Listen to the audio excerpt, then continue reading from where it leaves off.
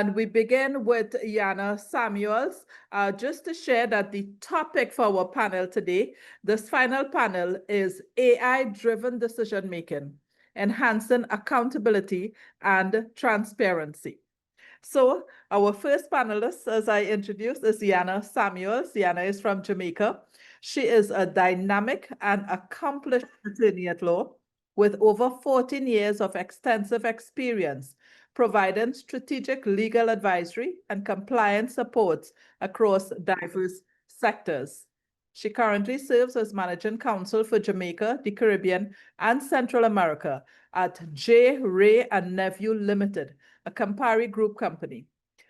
Yana expertly leads legal and compliance teams, strategically directs complex commercial negotiations, and effectively manages high-value projects. Just to share again with everyone, I'm just doing a brief summary of the profiles because you have the very detailed profile in the agenda that was sent to you already.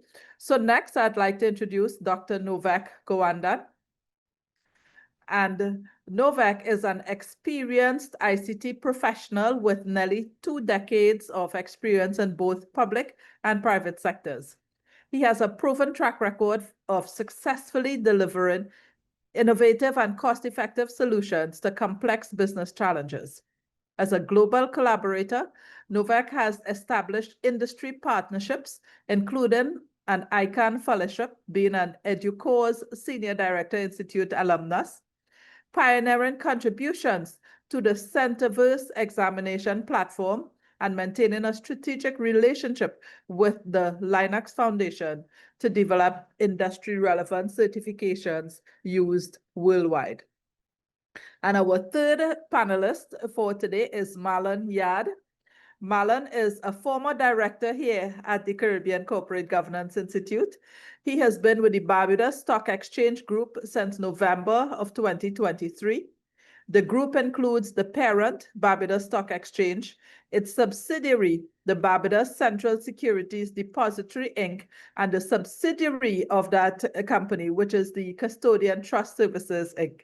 He currently holds the position of Managing Director and CEO within the group. So panel, we've had a really wonderful and insightful discussion for the day so far. Now we are going to look at this whole aspect of AI-driven decision-making, enhancing accountability and transparency. So Yana, I'm going to ask you to kick off the discussions for this panel. Thank you so much, Kamla, and to the CCGI team. And, this is my first time speaking at our CCGI conference, and I hope it's not the last. It really has been so edifying. I've listened in on every session so far, and it's been heartening to hear because certainly it demonstrates that there is a growing and common identification and understanding of the issues that we face in relation to generative AI, the use of generative AI in business, and the responsibility around it. And certainly we've had the conversations around, well, where do we go as Caribbean nation states and as a collective of Caribbean nation states? And from my perspective, once we can align on and identify the issues, we certainly are closer to the solution. So it's really been great to be a part of and listening to everything that has been said. Again, as I say, common themes, no doubt some of the issues already raised will come up in my discussion, but nothing beats repetitive reinforcement. So, certainly taking the discussion around generative AI and the decision to deploy it in organizations and integrate it into the decisions made by organizations, this can be overwhelming for boards and management because ultimately, they are the stewards of the company. And particularly so when everyone at some point seems to be operating from a technical knowledge deficit, given rapid changes in the space. So, when decisions are made by senior leadership, or when decisions to be made by senior leadership are expected to be accurate and to have a net positive impact, both for the bottom line and in its social impact, on your staff, on your customers, on the general public, this presents the need for a delicate balance of risk and rewards by a company, especially in an environment of rapid change and, where today's best practice can be obsolete tomorrow. If we recall what Kelly Ray said yesterday, from from where she sits, the EU AI Act is already obsolete. Something passed in May 2025. And it is, in terms of legislation, one of the models we have to look at, and she's saying already it's obsolete. So, today's good decision is tomorrow's headline of companies making decisions without a finger on the pulse, because we are operating in a space where once a decision has been made, or by the time a decision has been made, the ethos and the policies have changed. So, in looking at what's the big deal in using Gen AI in decision making, that's one of the questions I asked myself when this topic came up. What is the big deal? Particularly when a discussion around AI in business uses these ubiquitous terms like it's a strategic imperative, it optimizes efficiency, non-adopters will soon become obsolete, and that is a key source of transformation and competitive advantage. This can tend to leave entities, and particularly boards and management, in the quandary of, well, I need to adopt it to maintain competitive relevance, even if I'm not quite sure what AI system to adopt and how to roll it out. And then you have, on the other end of the spectrum, entities who are deciding that the landscape is changing too rapidly, and so it's not worth the risk or the investment at the moment, and so taking a watch and see approach. But for all the buzz around these statements, what it does highlight is that Gen AI is an agile organizational tool, and its agility requires that it's purpose-driven. So it has to be connected to organizational goals set by leadership, and its use deployed in a manner that's measurable and sustainable. So the human direction side of it is inextricable, and it should not be implemented just to stay on trend. But, going closer to the topic around accountability and transparency in the use of AI to make decisions, it warrants a recognition of the fact that there is a correlation between the general governance maturity of an organization and the AI maturity of an organization. Dr. Abu Salem mentioned this yesterday in her keynote. And AI maturity really speaks to the state of an organization's level of successful deployment and integration of a comprehensive and responsible AI strategy.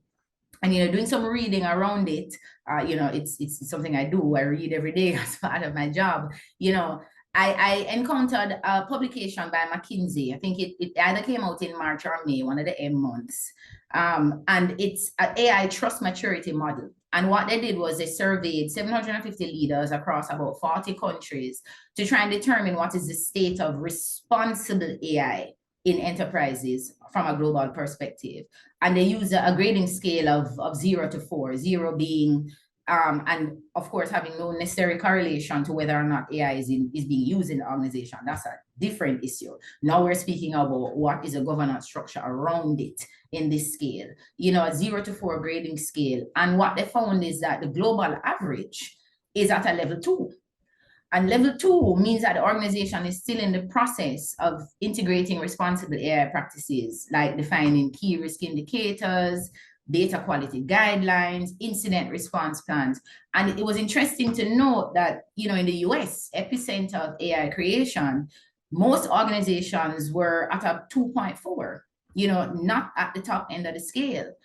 And as I said before, maturity level has nothing to do with whether or not AI is in fact being used in the organization. And often the governance framework is playing catch up with the AI system used in the organization. And the correlation also is apt because if you look at the enacted and emerging AI laws and regulations and standards that we can use as guidance, and then you overlay that over your corporate governance KPIs, fairness, adaptability, accountability, transparency, ethics, stakeholder involvement, all those terms, it's clear that the effectiveness of the implementation of AI in decision-making is directly linked to one, people, and really the level of entrenchment of a culture of process, protocol, ethics, and training in an organization generally. Because if you don't have that as a base, trying to implement strict processes that you're expecting people to follow in relation to the acceptance and the adoption of AI is going to be difficult. If you're floundering in relation to your general governance practices, then you're going to flounder in AI integration in your organization. But over and above that too, or alongside that, there is clear need and the necessity of the direct involvement and oversight of senior leadership and the robustness of their general approach to the management of all matters affecting governance. And so AI and decision-making, it requires a top-down approach. Now, for me, when I'm approaching decision-making generally, I look at things in buckets. You know, I have to try and break down the issue to understand, okay, if I hit these 3 milestones, I'll get to where I'm trying to go to. And so I looked at it in that way in relation to, well, how do you approach you know, AI decision-making in your organization to ensure accountability and transparency. And for me, I came up with what I call a 3-step inquiry. And it's pretty basic. You have to answer your why. Why AI? What do I need it for? Do I have a legitimate and defensible use case agenda for adopting it? Then you look at the what.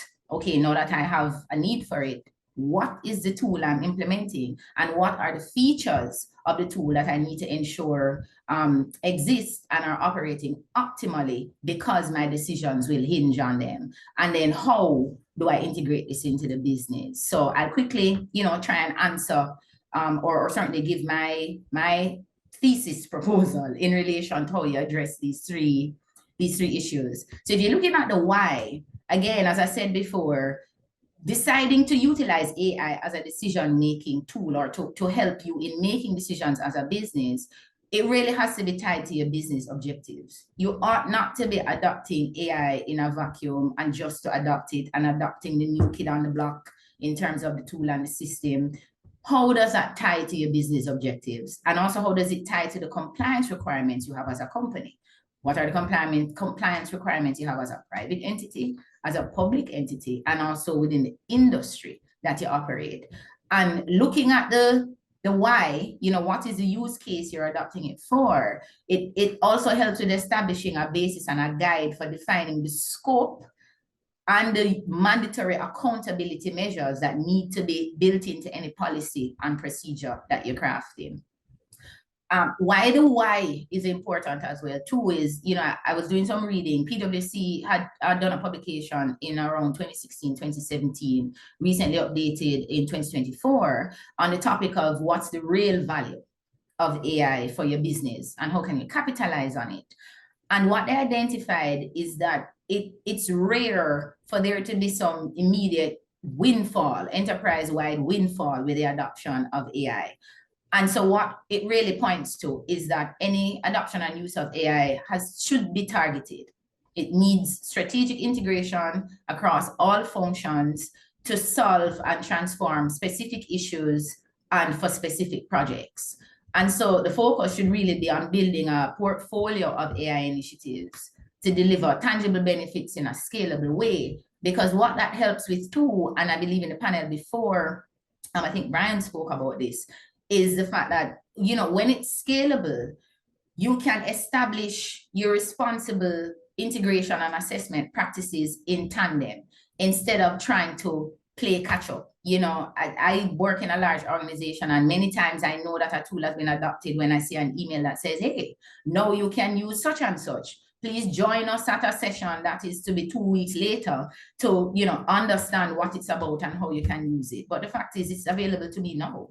So I can go in there and I can start using it, probably incorrectly, and to the detriment of myself and the entity, and I'm learning on the back end.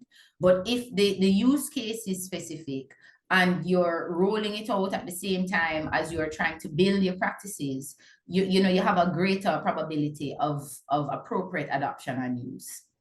And in a decision to introduce the use of Gen AI in your business, there also needs to be a recognition that you have made a decision to introduce a new and unique type of risk to your organization. It's a unique type of risk to your data because depending on whether or not the model is open or closed, again, the panel before spoke about that too, you know, there is access to information that shows your IP and access to trade secrets. There's also an impact on your people, you know, whether from a workforce point of view in terms of needing less people, or just generally, you know, there's exposure to their information depending on how other people use it and what they input. And then ultimately the impact on your decisions, because if decisions are being driven on the basis of wrong information that's generated by the AI system that you use, hallucinations, you are reproducing information that is in fact copyright infringing, because that's not a barrier to what it is that Gen AI tools tend to scrape from the internet when they are responding to your prompts. You know, data privacy issues, financial liability issues, all from decisions that you're making on the basis of AI output if you don't have proper interrogation. And the proper interrogation tends to come in when the objective, the reason why you're using this AI, you know, it's a kind of live or die for your business in terms of the decision that you're making in relation to it. We already, you know, everybody spoke about before, or the panelists have spoken before about the risks, you know, in enumerating the risks, data privacy, transparency, the black box issue. If you can't explain how the AI has arrived at the decision, it becomes problematic, hallucinations and bias, because it feeds on data that's created by people. And so our biases feed into the output. Safety and security, you know, recently, I don't know if anybody has been, you know, how up to date you are in your reading around the prompt injection attack with Copilot in May 2025. I think Brian spoke about it. And the fact that, you know, you don't even have, the email doesn't even need to look like phishing. It doesn't need to look nefarious. You have information, or you have text in emails that you don't even realize that you've selected, or once you open it. And then depending on how careful or not, or how ethical or not, or how managed or not your team is and your employees are in inputting information into your AI, you know, there's an immediate pull down there. And so what these capable, because, and then there's also, you know, we talk about the risks, but we need to talk about the useful use cases. You can test market assumptions. You can do board evaluations if we're taking it at the board level. Human capital management, it can help you to identify what are the training gaps for employees. Wellness and lifestyle management risks and action plans, compensation comparisons, and to determine competitiveness. You can aggregate disparate inputs. Like you can ask the AI, look at my annual report, look at my sales and depletion reports, look at my trademark portfolio, and try and identify adjacent opportunities and assess fit with company strategy. So there are so many, you know, pros in terms of use cases to be considered alongside your risks. And these pros demonstrate that certainly from a board and management perspective, AI can help you to serve your core purposes of bolstering the exercise of fiduciary duty. Because as we know, management and boards are expected to be making judgments on the best available data and in recognition of the legal and compliance requirements. And so the ability to feed information in, to quickly analyze board reports and sales data against real-time industry trends, and to be futuristic instead of retroactive in terms of the view, you know, is useful in terms of the exercise of this fiduciary duty. What Gen AI also, you know, certainly brings into focus is it certainly should now be used to inform your board composition. We need multi-generational and multidisciplinary, a multi-generational and multidisciplinary approach to board composition, because AI is here to stay. And it's important that there is technical awareness and knowledge with a compliance focus, of course.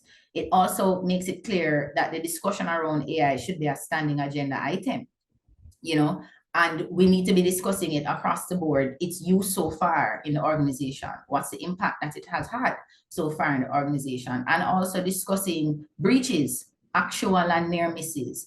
And it should also form technical awareness around AI and its use should also form a part of, you know, your board training curriculum. So if we jump quickly to the what, as I said before, so we know the why, we understand the why, and the why will drive our approach to how far we integrate the use into our decisions, and it certainly will inform how much human interrogation you know, you apply depending on the use. But then you look now at the what, because the why and the what are inextricably linked, because certainly the intent behind the tool will drive what you choose, but it will also force a level of scrutiny around the AI system that's selected. So it will bring into consideration or into perspective, what's the type of AI? Are you looking at a narrow AI that just is operating on, processing your information in some narrow set of rules to give you, narrow output like inventory management, those types of things? Or are you looking for something that's generative? Or are you going to be a first adopter and look at something that's agentic? It also drives a consideration of the ethos of the developer and the provider of it. Because if you are working with an AI system that is developed by and deployed by a developer who is focused on profit over people, we've seen the open AI discussions in the public. It used to be a non-profit and now it's a public benefit company where they seem to be more so now focused on profits over the original mission of developing a generally beneficial AI. Their internet scraping practices right now, they're before the courts with the New York Times, who has brought them before the court on copyright infringement issues. What's the ethos of the developer behind the product that you're seeking to integrate into your business? How is the model behind the AI system mapped against tracking and keeping up to date with legal and compliance requirements, so that the deployment in your business isn't high risk? And if it is that there are certain aspects of the model that present a risk that, notwithstanding, you think it still has, on a balance of all things considered, more benefit to your organization, it certainly will inform how prescriptive and detailed your standard operating procedures and guidelines around it have to be. I think in panel 1 or panel 2, we spoke about, it could have been Brian again, around, whether you're using a proprietary model that's private and closed and you don't use the information that's fed into it to train your AI, or is it based on an open source platform like OpenAI, where, it retrieves data from all different places. You might not be able to establish what they call data silos in its use, where there are certain information within your organization that the AI cannot pull on in generating a response. And I believe Andrew raised this in the second panel around the financial investment, because a key part of the what tool and how to even roll it out across the organization, adopting AI is not cheap. It is not cheap, and it should not just be focused on the investment in the tool. Many of our organizations' IT and cybersecurity environments also require some attention and building out an investment behind that. So we shouldn't be trying to deploy AI in a vacuum. We need to budget around general infrastructural upgrades that might be needed. Key to accountability and transparency is ensuring that there's clarity on the requirements and the restrictions within the organization. And so it requires that you take a broader approach to your procurement of your tool. There's an approach, development, security, operations. So in any decision to identify and adopt and integrate AI, you should be, it's ideal that you're pulling from, you have a multifunctional or a cross-functional team. So not just your procurement team, not just finance. You need input from the departments where it might be deployed. You need legal at the table. You need compliance at the table. You need cybersecurity at the table. It's a multidisciplinary approach, because early on, risk identification is key. And the potential other use cases to identify those is key too, because you might just be deploying it for a particular project, but it might present a good use case for another department, or another department might feel like it's a good potential use case for them and adopt it, particularly if access to it is not restricted. And so in this procurement, discussion, you need to be looking at, for example, what's the tools practices around data retention and disclosure. I mean, recently there's a US court ruling that ChatGPT is mandated to keep a history of all the usage, of all the prompts and all the information that it has outputted. So this request to, please don't store my data, that's in question now. You need to be asking, how does it address hallucinations given the use case that you want to be putting the tool to? Can you have restrictions on the type of input data that it pulls on? It's also important to discuss who is the sub-processor, because some of these who you're purchasing it from might not be developing or be the chief developer in the model. And moving quickly, finally, the how. So we've understood the why. We've had questions around and tried to answer the questions of the what. We now go to the how. So we know why we want it.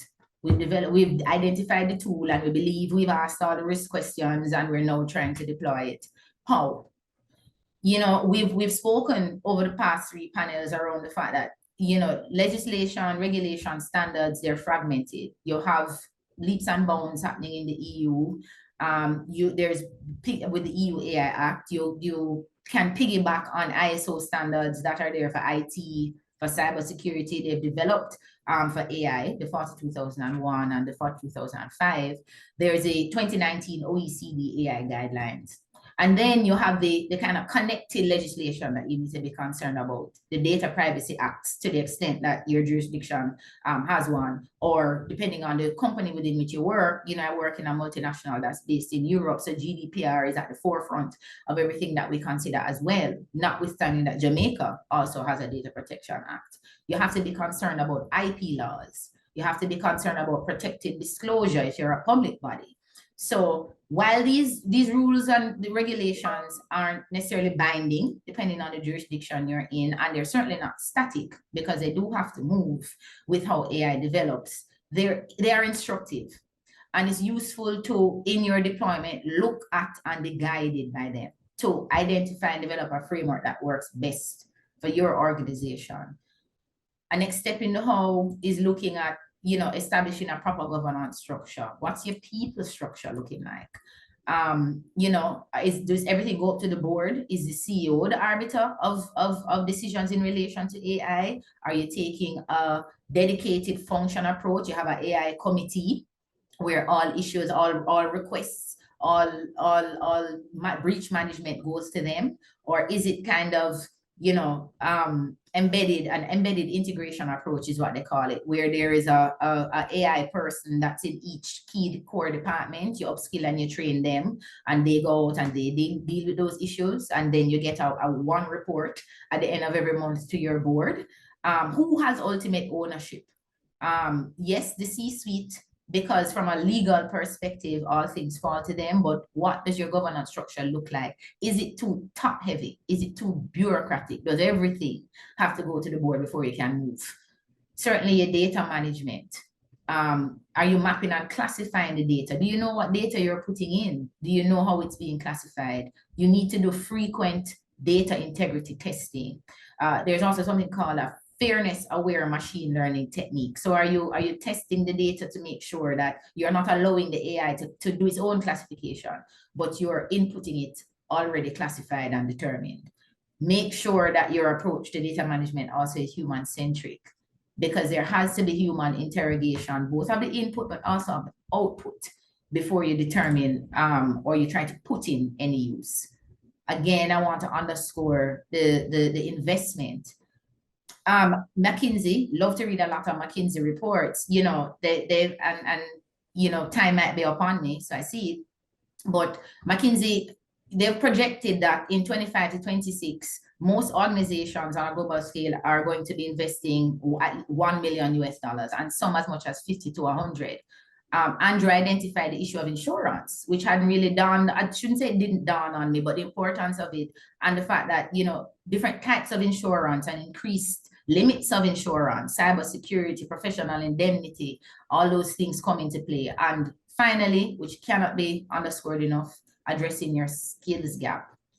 There are several global labor market reports that have pointed to the fact that AI knowledge and the AI skill set has eclipsed any other type of skill set that is identified, that senior leadership has identified in terms of as a necessity in your organization. Gone are the days of you need to have executive presence and management skills. That's important too. But AI has eclipsed that in 2024 and going into 2025. So I think AI decision making, it's to conclude, it's multifaceted. You need to have clear steps. You need to know, as I say, from how I look at it, your why you're doing it, your what's the tool that best serves this, and your how. And I leave it there. Thank you so much, Yana. And I appreciate how much you had to share with us today, but more so that in your sharing, recognizing too how much you as well learned and got from the opening ceremony yesterday and the panel discussions this morning, that's helping all of us refine our understanding of how we use AI and ensuring that we are able to be accountable for it. So thank you so much for that. We'll come back to you in a bit, but let me now go to our second panelist. And I would like to invite Noveck to share with us his thoughts as we look at this issue of AI decision making and accountability and transparency. Thank you, Kamla. Good day, everyone. We've heard from the previous panels, we've heard from the opening ceremony yesterday. We're already aware that AI is already transforming society, and it offers unprecedented opportunities to enhance productivity, to improve our decision-making, and revolutionize entire industries. And I think we can all agree that we've seen AI labels on products and services, and I think at this point, it's almost inescapable. It has become embedded in almost every aspect of our lives, whether we are aware of it or not. It's being used in entertainment, on your smartphones, powering your online shopping experiences, in healthcare applications, banking, communications, navigation systems, social media, email. I mean, it's pretty much everywhere. And I'm sure now most of you have already started discussions on your own personal organizational level AI journeys.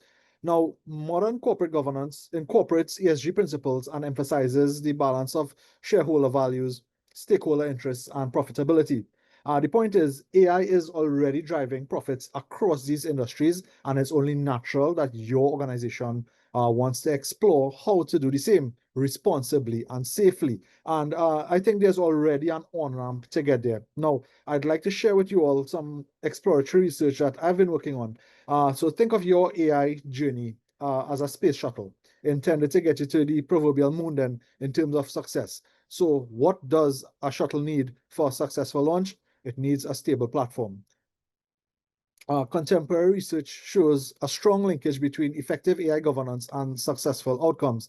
Now, this is fairly intuitive, but we can't make decisions based on intuition alone. We need research, we need data to support it.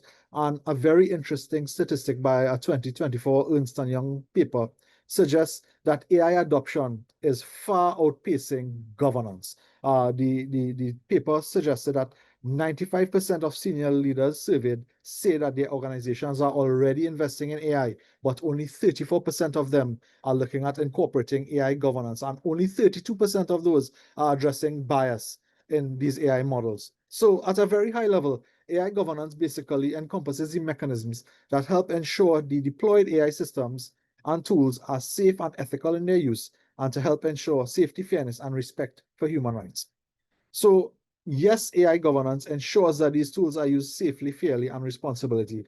And without proper guardrails, AI can cause significant harm, such as biases or making unfair decisions. Now, good governance would help build trust, prevent mistakes, and ensures that AI respects human rights while supporting innovation over time.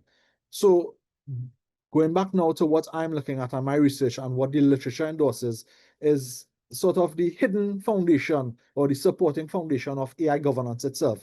And I would like to suggest three components: corporate governance, IT governance, and data governance as the supporting foundation for AI governance. Now, from the corporate governance perspective, boards must ensure strategic oversight, ethical accountability, and risk assurance. So some questions that the boards can ask themselves: how is this AI solution, how are these tools, how are these platforms aligned with our mission and our risk appetite? Are ethical and legal safeguards built into these AI tools, into these AI platforms? Is there transparency into how these platforms, these solutions impact our stakeholders? So inadequate coverage from the corporate governance perspective would open up risks in strategic misalignment and sunk costs. So you're basically speeding, but you're heading in the wrong direction. You can have some liability exposure. I think United Health has a $10 million lawsuit based on some AI-driven decision-making that disenfranchised a particular sub-community. And of course, reputational harm, which is notoriously difficult to quantify. From the IT governance perspective, IT governance ensures at a very high level business and technology alignment, optimal resource allocation from the technology standpoint, cybersecurity, and some degree of auditability. So from the IT governance standpoint, these AI systems, these AI solutions need to be explainable, traceable, and updatable. Some of the risks that can come without having adequate IT governance coverage would be, and it was discussed, the previous panelists discussed it for the entire day, the risks of shadow IT and siloed platforms and siloed systems without IT government and without the sort of marriage between IT and the business.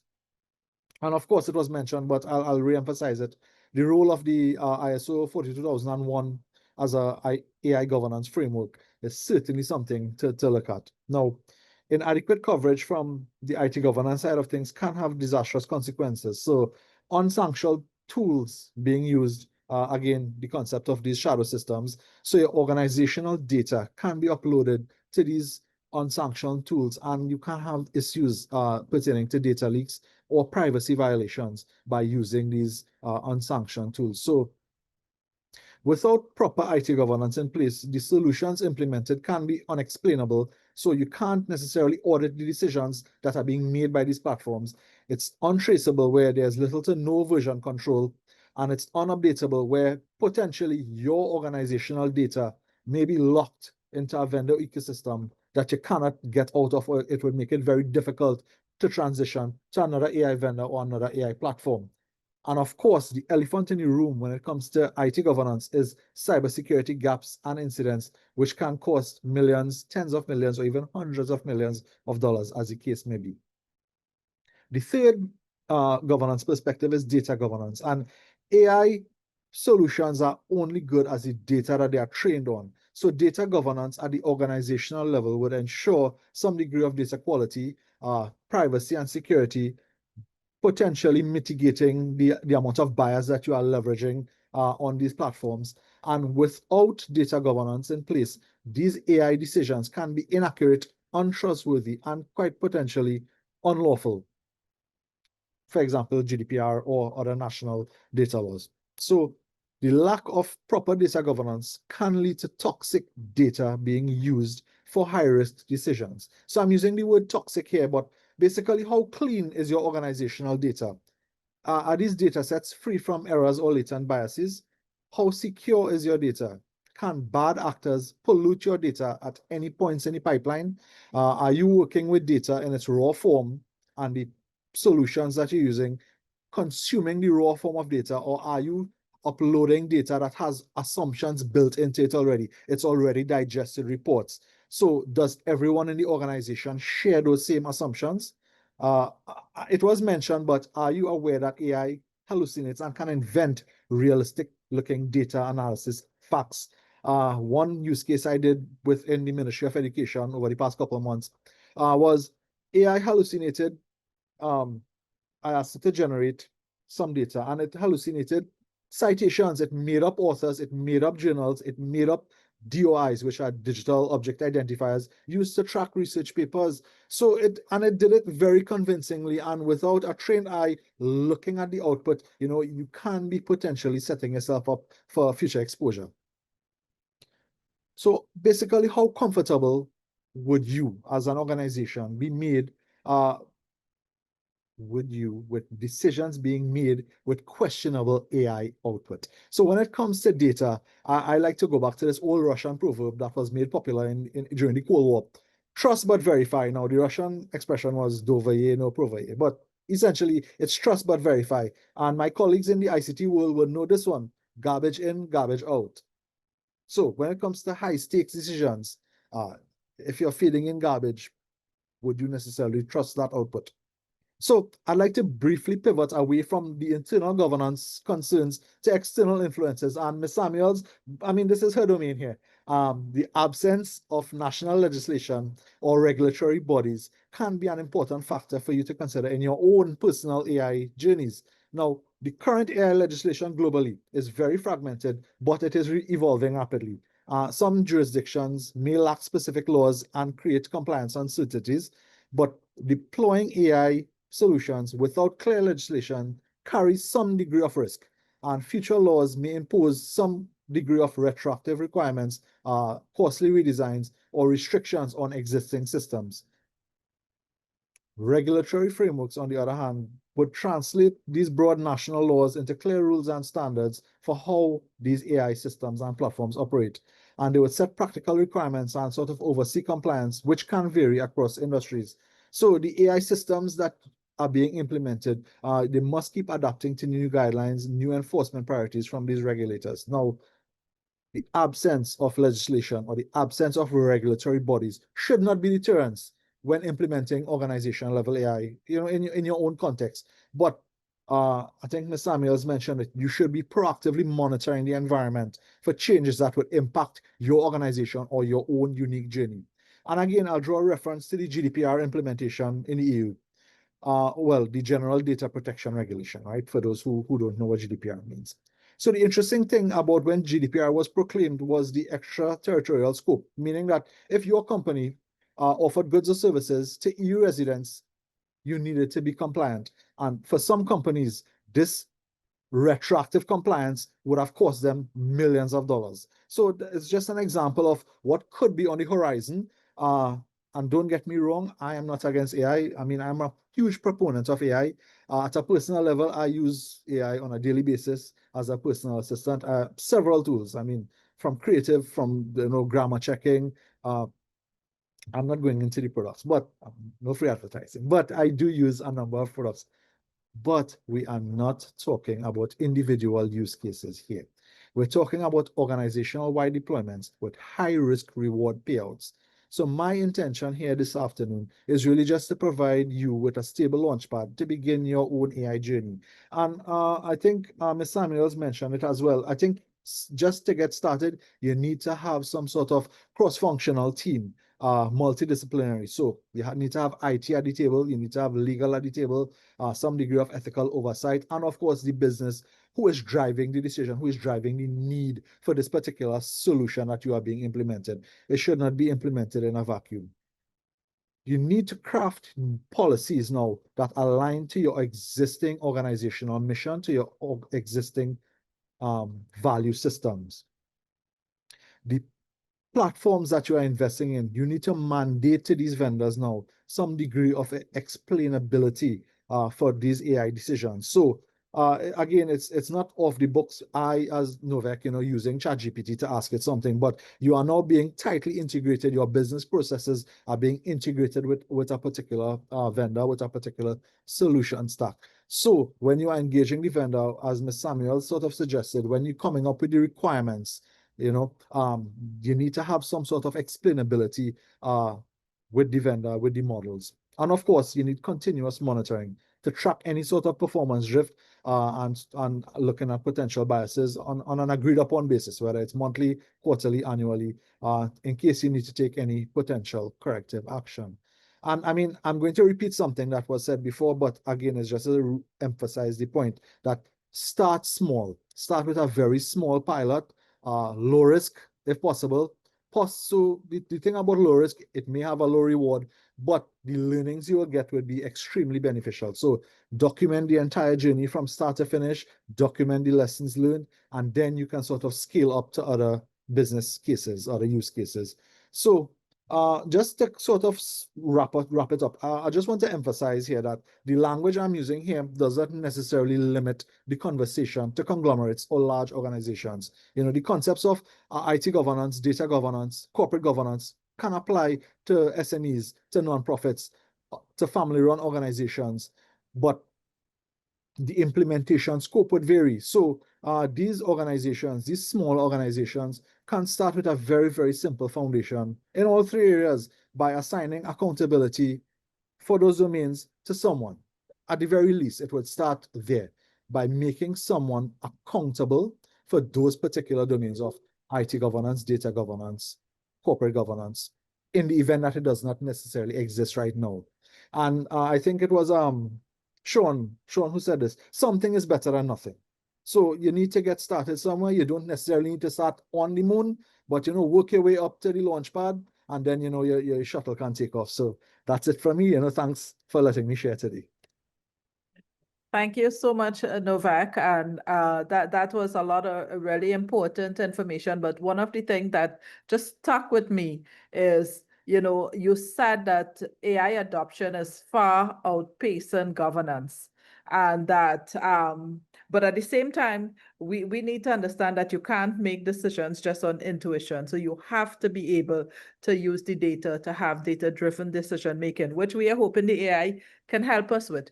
But as you have all pointed out, when it comes to accountability, there's so many questions that need to be addressed. Okay, so let's go now to our final panelists for this session. And I invite Marlon Yarde to share his views with us. Marlon, over to you. Good evening, colleagues and fellow leaders. First, let me thank CCGI for giving me the opportunity to be part of this conference. And I should also say that when I speak this evening, I'm more looking from a stock exchange, self-regulatory organization dealing with regulators on an ongoing basis. So it's both a pleasure and a responsibility to join this important conversation on AI-driven decision-making, especially as it intersects with governance, transparency, and management oversight. We live in a time when artificial intelligence is becoming embedded in everything from consumer behavior analytics to compliance flagging, investment screening, and even regulatory filings. In a world of capital markets, we are witnessing a powerful transformation where data and algorithms are no longer passive tools, but increasingly active participants in decision-making. At the Barbados Stock Exchange Group of Companies, we are aware of this shift and the opportunities it presents. However, we also recognize the adoption of AI, particularly in market infrastructures and regulatory compliance, must be grounded in governance. Accordingly, we are preparing to initiate structured discussions internally and with our regulators on the responsible use of AI, ensuring that our approach is aligned with our public interest mandate and regional policy coherence. Let me be clear. AI introduces not only the promise of operational efficiency, but also a new level of governance complexity, one that challenges us to rethink how accountability is assigned, how decisions are explained, and how transparency is upheld within machine assist, or even lead, upheld when machines assist, or even lead critical decisions. Yes, AI can help us detect risk earlier, generate insights faster, and improve consistency. But efficiency must not come at the expense of ethical clarity or institutional trust. In financial markets, trust is our foundation. Once eroded, it is hard to rebuild. And also the question is not simply what AI can do, but how we as leaders ensure that its use is responsible, transparent, and accountable. Let me now offer 4 key principles I believe should shape our regional approach to AI governance, principles that the BSC group are actively considering as we prepare to engage in this emerging space. Principle 1, transparency must be built in, not bolted on. AI must be explainable. Boards and management cannot rely on black box models that produce outputs without context. We must demand that the system be designed in a way that allows for oversight, auditability, and most importantly, understanding. This is not just about technical transparency, it's about ensuring that those accountable for outcomes, senior management, compliance officers, boards of directors, are equipped to question, interpret, and challenge AI-driven results. Principle 2, regional governance collaboration is essential. Now, everybody knows, if you've heard me a few times, is that I can't help but go to regional collaboration or regional integration. Across the Caribbean, we have a unique opportunity, and I would argue a responsibility, to take a harmonized approach to AI governance. We are already collaborating through Caribbean Group of Securities Regulators, regional stock exchanges, and our central banks. Similar collaboration must extend to AI governance through regulatory sandboxes shared ethical guidelines, and joint capability building. At the BSC, we are preparing to enter those discussions, engaging with the Financial Service Commission, our regulator, and our regional counterparts to align AI oversight with market integrity and resilience goals. Principle 3, the role of the board is evolving. Directors must develop digital fluency. They must ask the right questions. Questions like, what data is driving these decisions? Is the algorithm fair? Can the outcome be explained? Who is ultimately responsible? Boards must ensure clear policies for AI oversight, and the senior management remains accountable for the systems they introduce. And finally, principle 4, AI must serve the public interest. AI in finance must enhance, not undermine, market integrity. Our mandate is not just about technology adoption, but about market confidence, access, and resilience. Used widely, AI can improve surveillance, bolster investor protection, and deepen market insights. But it must be grounded in governance values that reflect who we serve and why it matters. Too often, AI adoption is framed solely through the neoliberal lens: faster, cheaper, more efficient.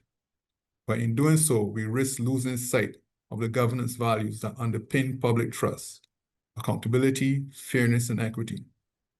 As Caribbean institutions, we must resist the temptation to uncritically import black box technologies governed by external commercial interests. Instead, we must shape a model of AI adoption rooted in regional cooperation and shared public interests. As leaders in the Caribbean financial and regulatory community, I encourage each of us, whether we are at the helm of an exchange within regulatory agencies or in key industry roles, to begin or deepen the dialogue around AI governance. Let us commit to developing collaborative frameworks, building institutional capacity, and sharing resources that allow us to responsibly guide AI integration in our markets. We cannot afford to be passive observers in this transformation. We must shape it intentionally, transparently, and together. In closing, we often say trust is earned over time, but lost in a moment. As we integrate AI into our systems and decision-making, we must do so with discipline and care. Let me leave you with Peter Drucker's reminder. The greatest danger in times of turbulence is not the turbulence itself, it is to act with yesterday's logic. Let us not govern 21st century technology with 20th century oversight. Let us lead not just as market operators, but as responsible stewards of innovation and public trust. Thank you very much. Thank you so much, Marlon. That was really, really excellent. And I think a beautiful way for us to end, because throughout the start of Governance Week so far, we've been talking about the need for there to be some measure of collaboration within the region. And you have pointed directly to that as well as one of the areas that is a must-have for the region. So thank you for that. I'd like to ask Quentrell to bring in our other panelists on the screen now so we can engage the conversation. But first, let me just ask if any of our other panelists want to be able to give any quick comment or feedback on what they would have heard from their fellow panelists. Sure, I could start. I just wanted to sort of emphasize Ms. Samuels' point, the why. You see, that is so incredibly important, because if we don't have the right motivation to implement this tool, we don't have the right justification to implement this solution, we'll be destined for failure. So we shouldn't be going with AI because everyone else is. We should be addressing a particular organizational need. We should be trying to solve a particular problem. And, once we start there with that intent, the why, you have a lot better chances of success rather than just going with it because your competitors are, So I think that's really what stood out to me the most. Yes, I like that too, except that I may say that we have to go with it because everyone else is. But the way in which you do it is by looking at your specific organization and asking, why you use it in any particular area. So you get that alignment. So yes, because I'm listening to these discussions and I'm realizing that we have to encourage people to adopt AI. That's just a given. But how we do it and how we manage the risks involved with it, those are the things that we need to be talking about. And I think, that's what Governance Week is meant to do for this week, to help us in doing that. One of the things, Yana, that you said that really also made me think is, even as you make decision at the board level, the information that you would have used to make that decision, whether it was a particular software or product, that might have been obsolete because of the pace at which things are moving. Right. So in wanting to build that accountability into the systems, what would you say to directors? Because the one thing we can't say is do nothing. We can't say just sit at the sidelines and observe. Right. That's an interesting question, because I think where it starts is essentially in the comment that you just made. Let's move away from should I. Let's forget that. Let us graduate from needing to still be convinced that AI is not here to stay and there are more risks than rewards. Let's move away from that. To me, and it's interesting, a comment was made, or a question was asked in yesterday's panel, and I really had a very differing view on it in terms of enterprise risk management. To me, I am yet to see an issue that you cannot, and it might be a square peg in a round hole situation sometimes, but I'm yet to see an issue that you cannot subsume into your enterprise risk framework. Some people advocate that AI should be standalone, others subsume it under technology issues, some subsume it under legal and regulatory, but it's not an unsolvable issue. It's not something that you cannot develop programs and processes around. In some respects, if you want to tie it to the actual tool, once you identify what it can do and you identify the risks, then you have very specific SOPs and guidelines around that. But what I would say to a board is from my perspective, the reward, I don't want to say the rewards outweigh the risks, because that wouldn't necessarily be true. But there are enough efficiencies and strategic there's strategic usefulness to its adoption that we really now need to be creative where there is a gap, and interpretive where there are guidelines that allow us to craft guidance to the organization. And we just need to make sure that we stick to it and we take an iterative approach, and we make sure that we embed it into the culture so that team members don't try to start to run before they can walk. Yes. So then we come to something that Marlon raised, and if as we go down this road that says we definitely adopt an AI because this is the world that we currently inhabit. There were some things that Marlon pointed to that was mentioned before, but I think it's really important for us to dig a little deeper on, and that is the readiness of our directors. In order to ensure that you have that accountability and transparency, Marlon said that the role of the board is evolving and directors must develop digital fluency. So how do we get our directors to understand that this is not the responsibility of IT. That is not just good enough to hire a cybersecurity specialist, but that you too must engage in new learning to understand the environment in which you are operating. Yana, how have you been able to do that with your board?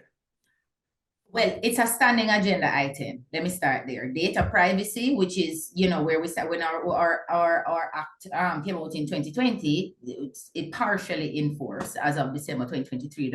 But once I rolled out the program of onboarding a data privacy program, it became a standing agenda item. Now, I saw a couple roll eyes sometimes when I'm talking because they're so bored and they're not interested. But if it's on the agenda and you're sharing of reading material, you make it succinct, you speak in lay terms, it's something that they have to. I also underscore the impacts. Certainly, again, just kind of going back to our Data Privacy Act, our penalties and fines are massive.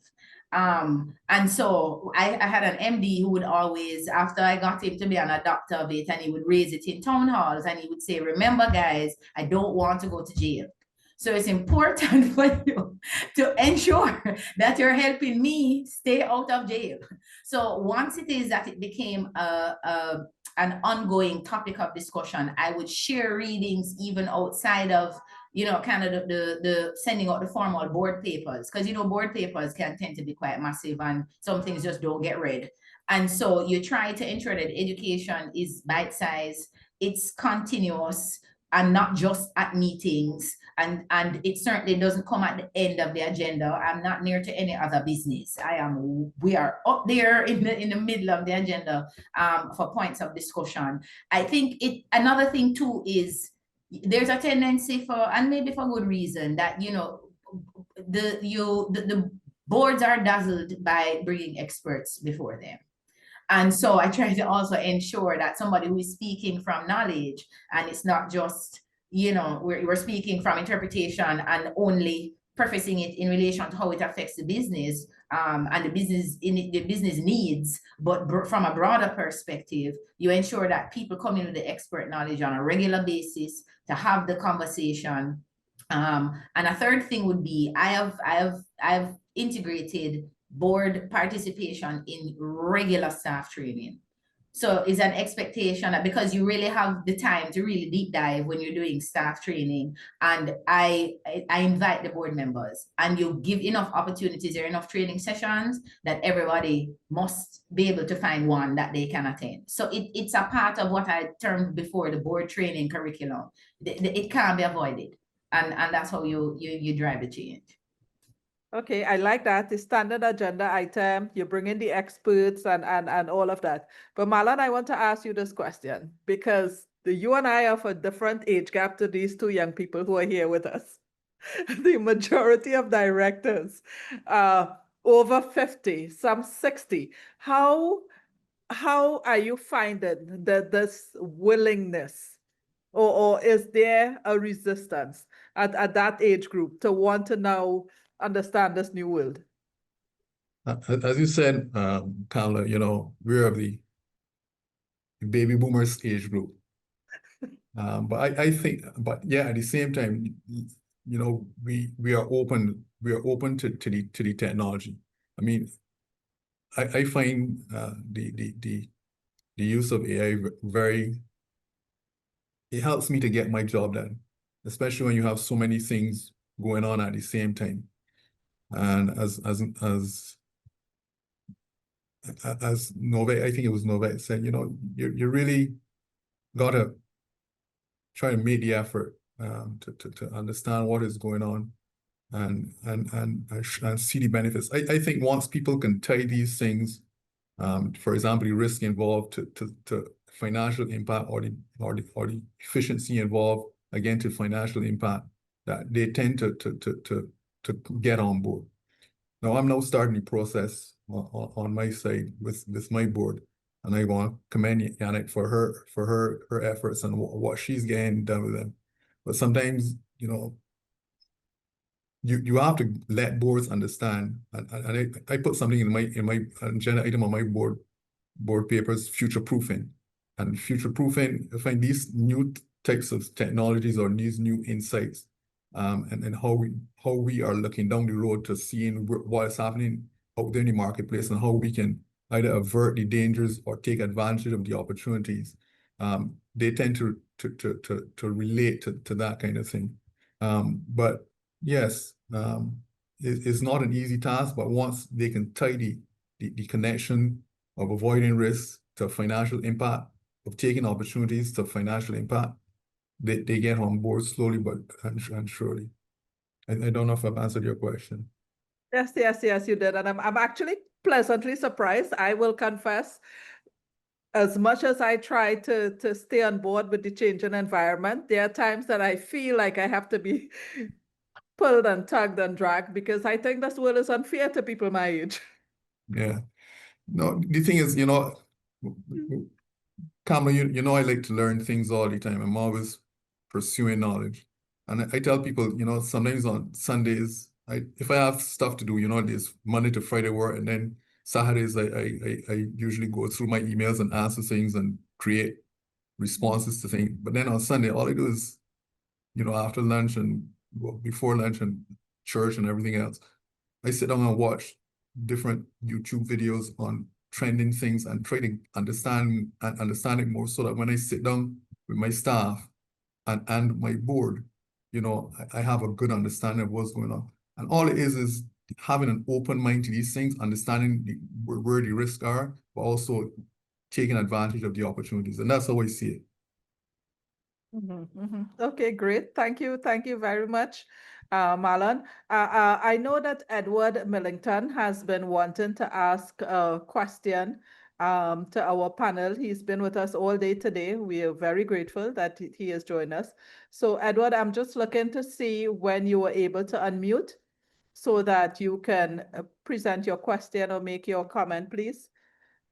Yes, good evening, everyone. And I must say that this panel has really ended it all, and I think provided the necessary information that I myself have to relay tomorrow on something different, which is another conference I am keynote speaker on.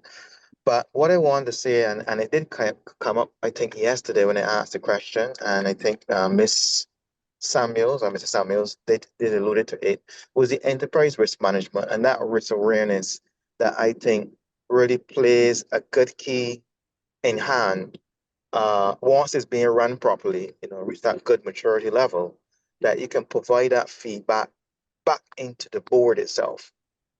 And I think that this is really is somewhat lost when you look at the growing threats within the region. I'm from the cybersecurity area now, with the data breaches and the growing level of digital liabilities that is more seen overseas, but slowly coming here, especially maybe for those who are dealing with clients, expats and so forth, who don't have the money and the time to go through the court and sit down and wait, to get some remuneration back.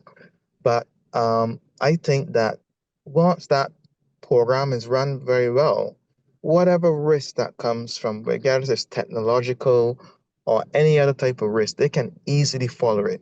And I do agree very much with Mrs. Samuel, is that regardless if it's IT, it's AI, or something else is going on, that can be integrated because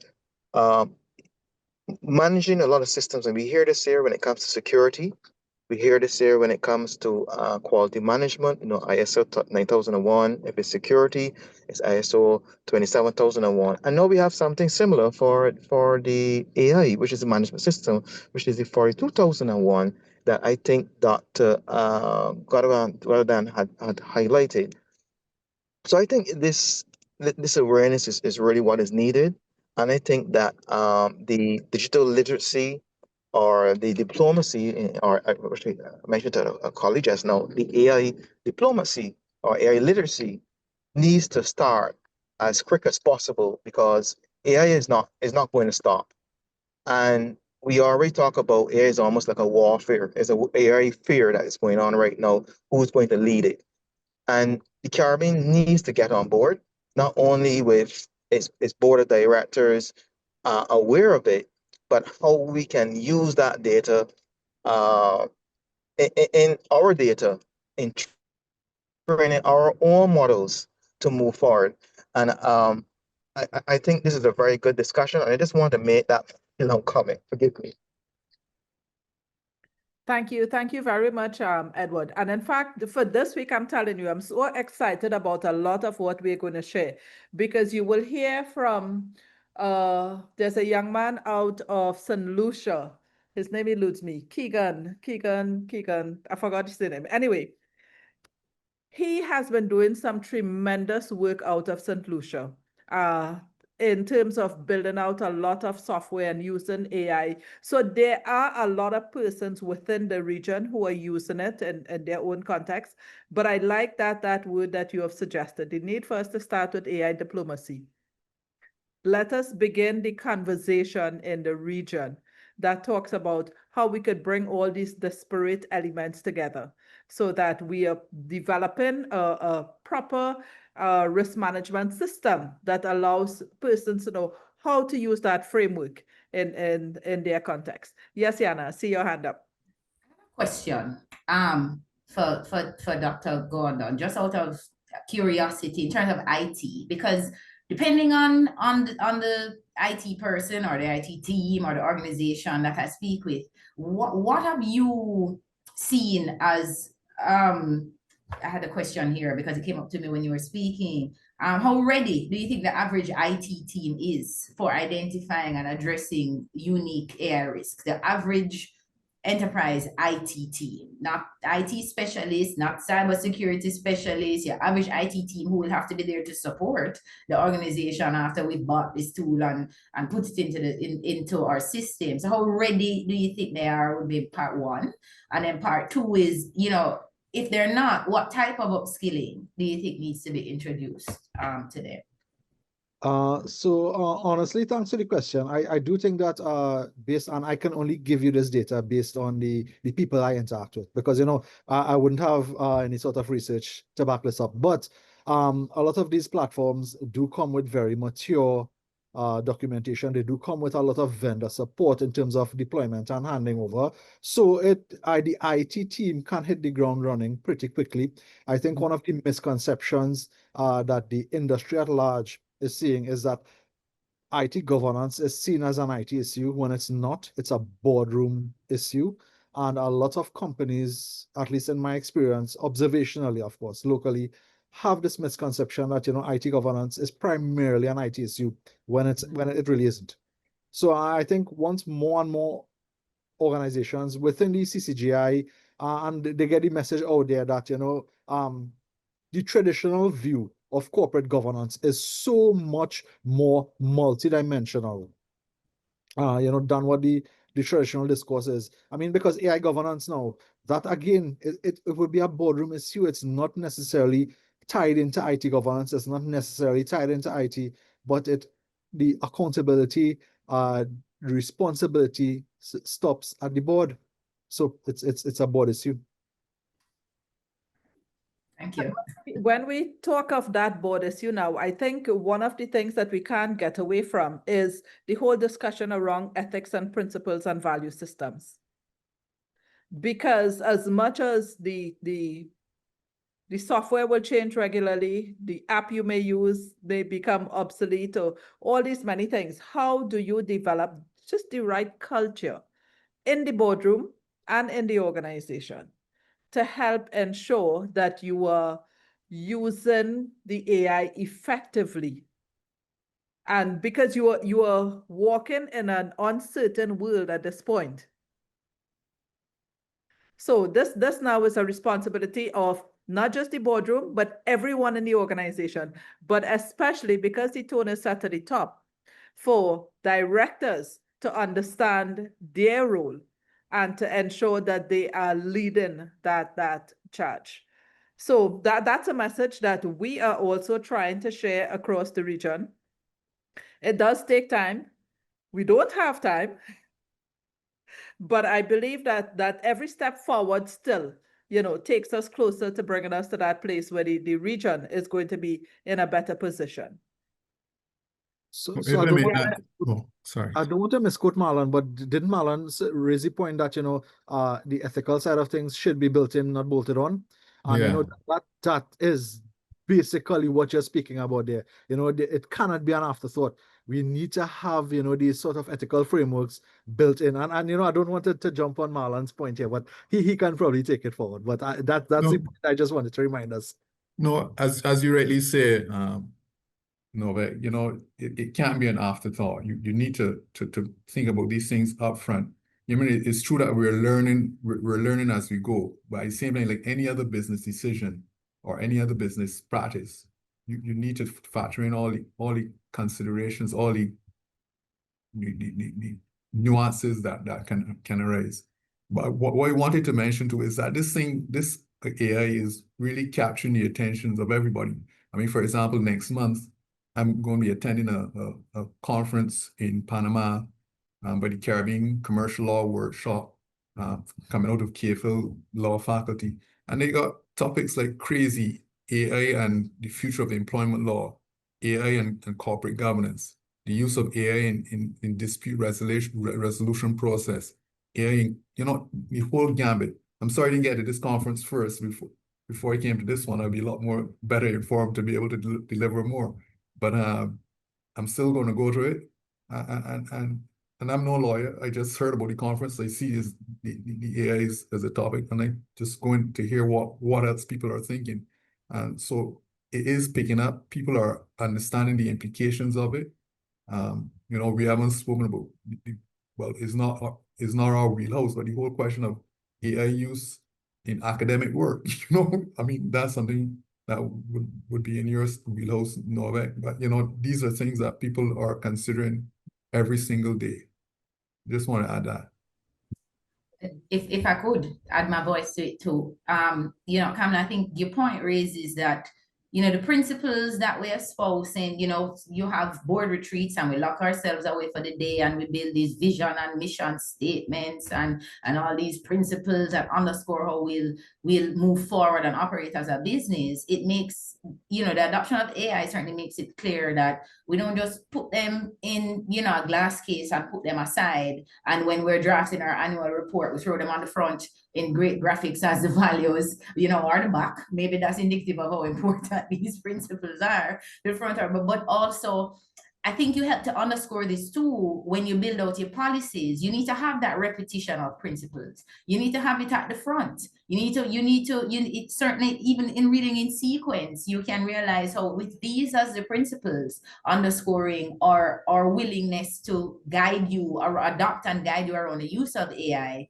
Here is how the use, the use case and the instructions piggyback from that, or they build from the principles of transparency and adaptability and all of those things. So ensuring that your principles don't just stand to the side and look pretty in publication but not in practice, and also ensuring that these principles find their way into the actual granular steps that you're building out in your policies, and also naming them, stating them explicitly as this is what is underscoring this process, this policy. And if your use is not tying back to transparency and being human-centric and, all of those things, then you are in breach of this policy type of thing.